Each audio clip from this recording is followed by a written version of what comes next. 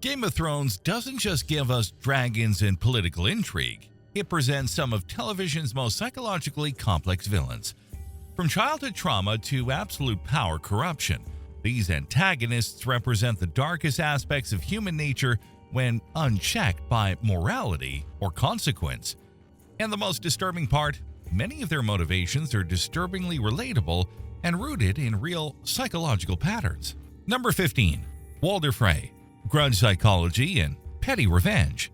David Bradley's Walder Frey represents the psychology of someone whose entire identity becomes built around nursing grievances and waiting for opportunities to inflict disproportionate revenge.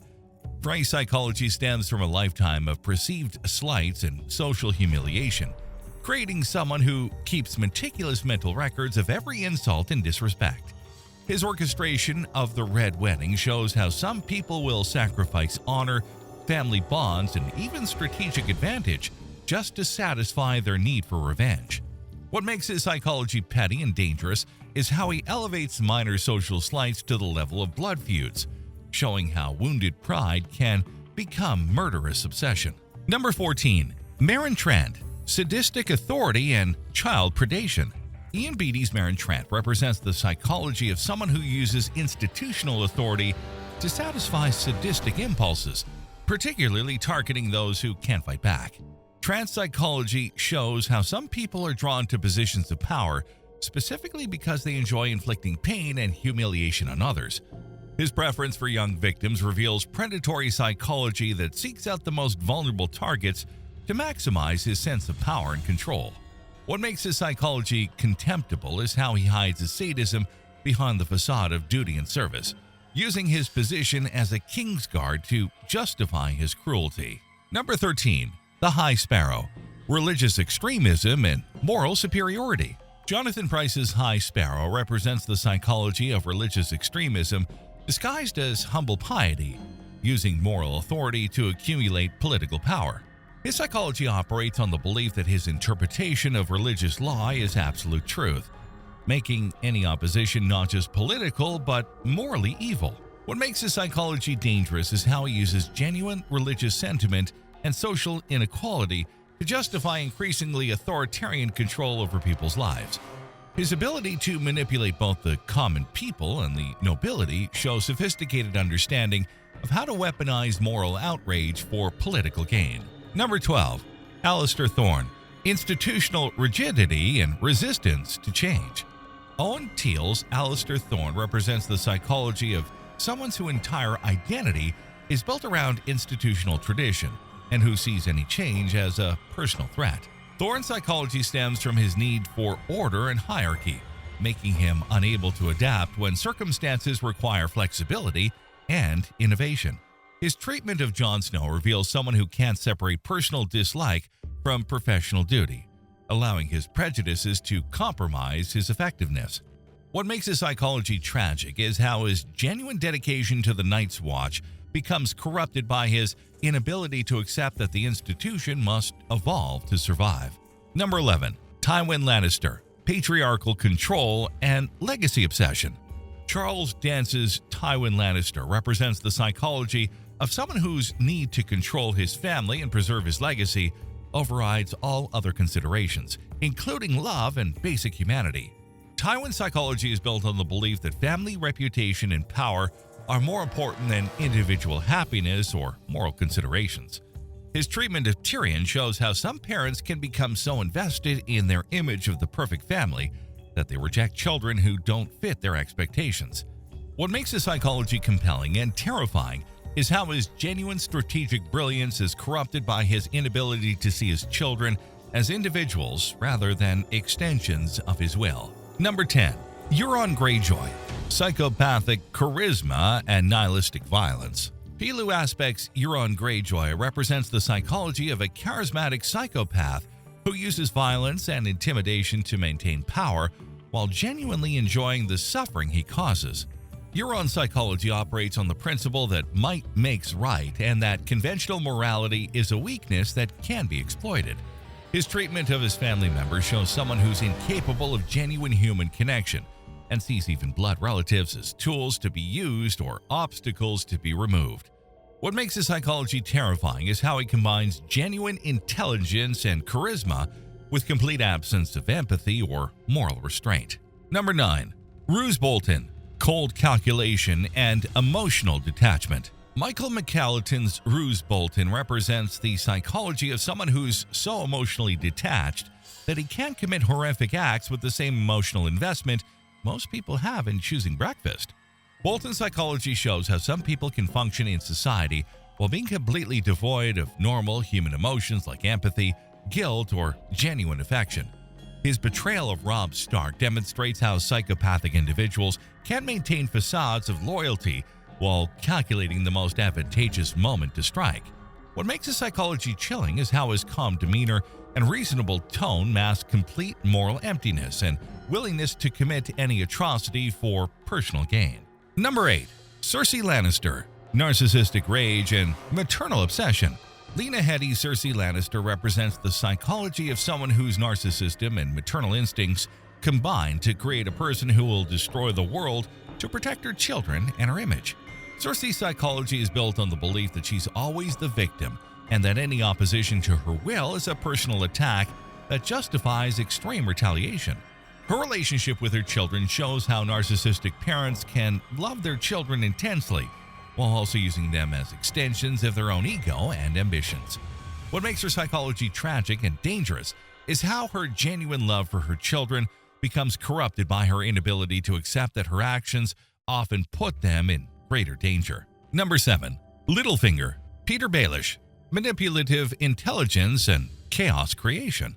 Aidan Gillen's Littlefinger represents the psychology of someone whose intelligence and ambition are combined with complete absence of genuine human connection, making him a master manipulator. Baelish's psychology stems from childhood rejection and social humiliation, creating someone who's determined to prove his superiority by manipulating those who once looked down on him.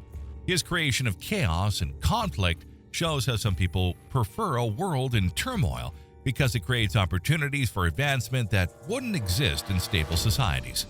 What makes his psychology fascinating is how his genuine strategic brilliance is motivated by emotional wounds that he's never acknowledged or processed. Number 6.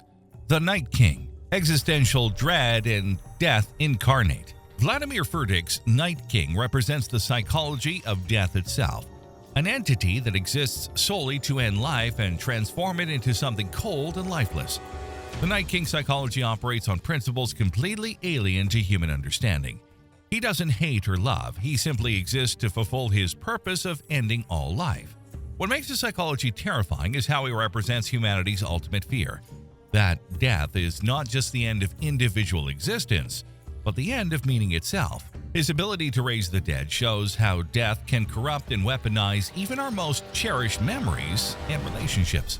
Number 5. Ramsay Bolton, sadistic pleasure and torture psychology. Iwan Rehan's Ramsay Bolton represents the psychology of someone who derives genuine pleasure from inflicting psychological and physical torture on others. Ramsay's psychology shows how some people are motivated not by power or gain, but by the simple enjoyment of causing suffering and breaking other people's spirits. His treatment of Theon, Reek, demonstrates sophisticated understanding of psychological manipulation and how to systematically destroy someone's identity and self-worth. What makes his psychology particularly disturbing is how he combines intelligence and creativity with complete sadism, making him unpredictable and extremely dangerous. This one's genuinely hard to watch. Ramsay's psychology represents pure sadism without any redeeming qualities. How do people become capable of such cruelty? Let me know what you guys think in the comments below. Number 4. Tywin Lannister, extended analysis, patriarchal tyranny and emotional suppression. Charles Dance's Tywin deserves deeper analysis as he represents the psychology of patriarchal control taken to its most extreme and destructive conclusion. His psychology is built on the suppression of all emotion except anger and the belief that love and compassion are weaknesses that compromise effective leadership. His destruction of House Rain and the Tarbecks shows how he uses extreme violence as psychological warfare to maintain control through fear rather than respect. What makes his psychology most tragic is how his emotional suppression destroys his relationships with his children while failing to achieve the legacy he desperately wants. Number 3. Joffrey Baratheon, sadistic narcissism and unchecked power.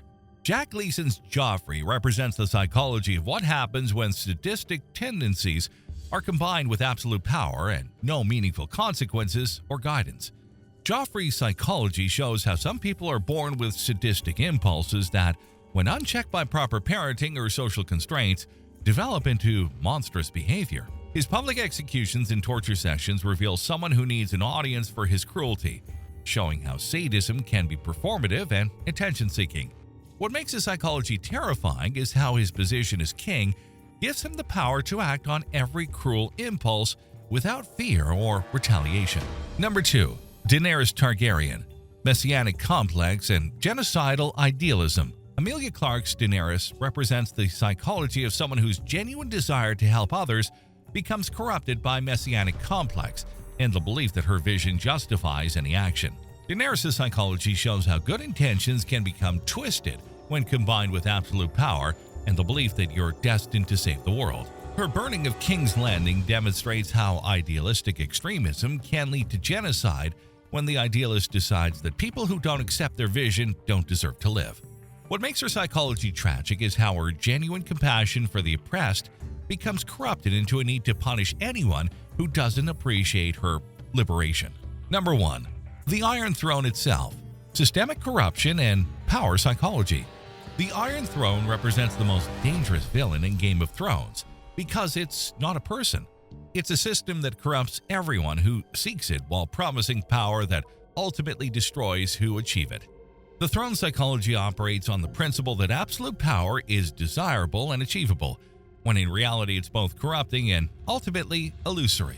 What makes the Iron Throne psychology most insidious is how it makes every character believe that if they could just reach ultimate power, they could fix everything, when the pursuit of that power is what creates most of the problems. The system creates a cycle where good people become villains in pursuit of power they believe will let them do good, while actual villains use the chaos to advance their own agendas. Its influence on characters like Daenerys, Stannis, and even Jon Snow shows how the mere possibility of absolute power can corrupt even the most well-intentioned people. What makes this number 1 is how the Iron Throne psychological influence creates every other villain in the series. It's the system that rewards the worst human impulses while punishing compassion and cooperation.